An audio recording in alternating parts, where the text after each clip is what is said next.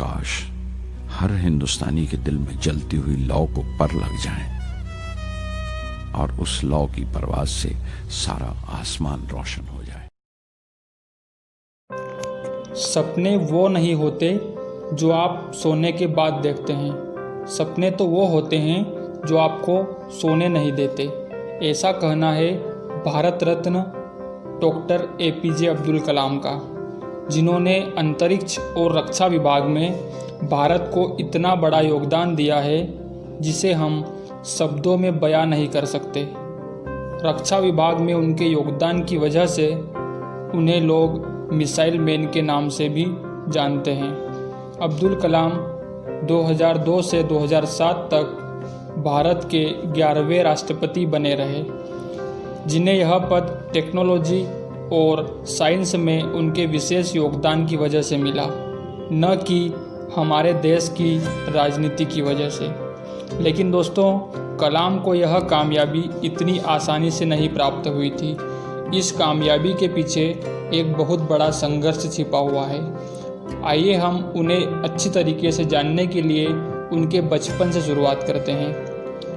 अब्दुल कलाम का जन्म 15 अक्टूबर 1931 को तमिलनाडु के रामेश्वरम में एक मुस्लिम परिवार में हुआ था।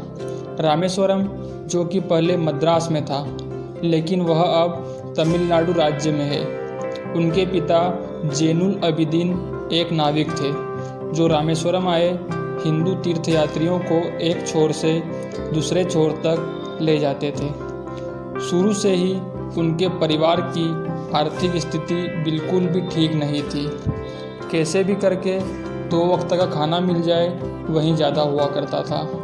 आर्थिक स्थिति अच्छी न होने की वजह से अब्दुल कलाम को छोटी उम्र में ही काम करना पड़ा। वह अपने घर वालों की आर्थिक मदद के लिए स्कूल से आने के बाद न्यूज़पेपर और मैगजीन बेचने का काम करते थे। इतने परिश्रम के बाद भी वह पढ़ाई में अपना पूरा ध्यान लगाते थे। उनके अंदर हमेशा कुछ नया सीखने की भूख रहती थी। उन्होंने अपनी स्कूल की पढ़ाई पास की ही एक साधारण स्कूल से पूरी की और उसके बाद तिरुचिरापल्ली के सेंट जोसेफ कॉलेज में एडमिशन ले लिया, जहां से उन्होंने सन 1954 में भौतिक विज्ञान से ग्रेजुएशन किया।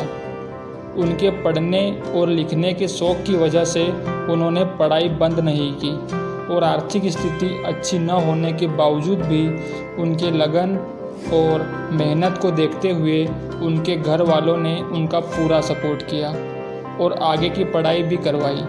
वह पढ़ाई के लिए 1955 में मद्रास आ गए, जहां मद्रास इंस्टीट्यूट ऑफ टेक्नोलॉजी से उन्होंने अंतरिक्ष विज्ञान या इंग्लिश में कहा जाए तो एरोस्पेस इंजीनियरिंग की पढ़ाई की। इंजीनियरिंग की पढ़ाई पूरी करने के बाद अब्दुल कलाम रक्षा अनुसंधान और विकास संगठन यानी DRDO में वैज्ञानिक के तौर पर चुने गए। वहां पर कलाम ने अपने कैरियर की शुरुआत भारतीय वायुसेना के लिए एक छोटे से हेलीकॉप्टर का डिज़ाइन बनाकर किया, लेकिन DRDO में काम करके उन्हें संतुष्टि नहीं मिल रही थी। DRDO में एक सीमित काम होता था जो कि रोज़ रोज़ दोहराना होता था और कलाम एक सीमित काम तक बंधे नहीं रहना चाहते थे। कुछ वर्षों तक काम करने के बाद 1969 में उनका ट्रांसफ़र भारतीय अनुसंधान संगठन यानी ISRO में हो गया। यहाँ पर वो भारत के सैटेलाइट लॉन्च परियोजना के डायरेक्टर के तौर पर नियुक्त किए गए थे।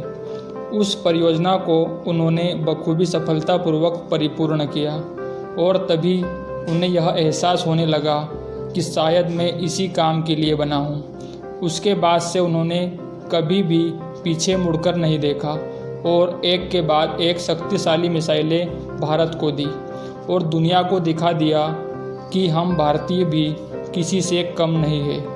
एक अद्भुत वैज्ञानिक के तौर पर उनकी उपलब्धियों को देखते हुए 2002 में उन्हें राष्ट्रपति पद का उम्मीदवार बनाया गया और 2007 तक उन्होंने बखूबी अपने कार्यों को पूरा किया। अब उनकी उम्र काफ़ी ढल चुकी थी।